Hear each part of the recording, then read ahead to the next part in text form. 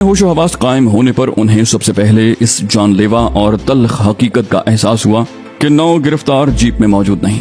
पहले तो उन्होंने यही समझा कि वो झटके से बाहर जा गिरा है और ड्राइवर को जीप घुमाकर उधर हेडलाइट्स की रोशनी डालने की हिदायत की, लेकिन वहां तो उसका नामो निशान दिखाई नहीं दे रहा था। अचानक ही उनमें से एक के मुंह से निकला, भाग गया। दूसरे ने नहर की तरफ इशारा किया जहां से जमशेद ने पानी में छलांग लगाई थी। वो गया। तीनों गालियां बकते हुए जीप से बाहर आ गए। उन्होंने नहर की तरफ भागना शुरू किया और उसके किनारे पर रुक गए। गहरी अंधेरी रात में उनको कुछ दिखाई नहीं दे रहा था। उनमें से एक ने, जो शायद इस ग्रुप का कमांडर था, चीखते हुए कहा, टॉर्च जलाओ। उनमें से एक ने कहा, टॉर्च तो लेनी है, शायद जीप में रह गई।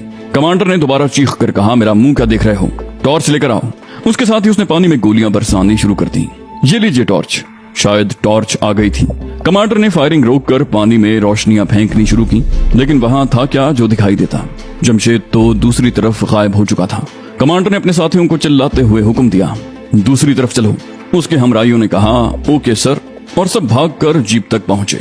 लेकिन जहां एक और बदशिगुनी आड़े आ रही थी। जोरदार झटके या किसी और वजह से जीप ने चलने से ही इनकार कर दिया था।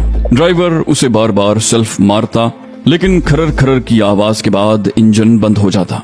उसने अपने हवालदार से कहा, शायद सेल्फ का नक्स है जनाब। हवालदार, जो उनका कमांडर और खासा होशियार दिखाई दे रहा था, बोला, ओ भगवान, किस मुसीबत में फंस गए हैं। कर्नल वाडिया तो हमारी जान ले लेगा।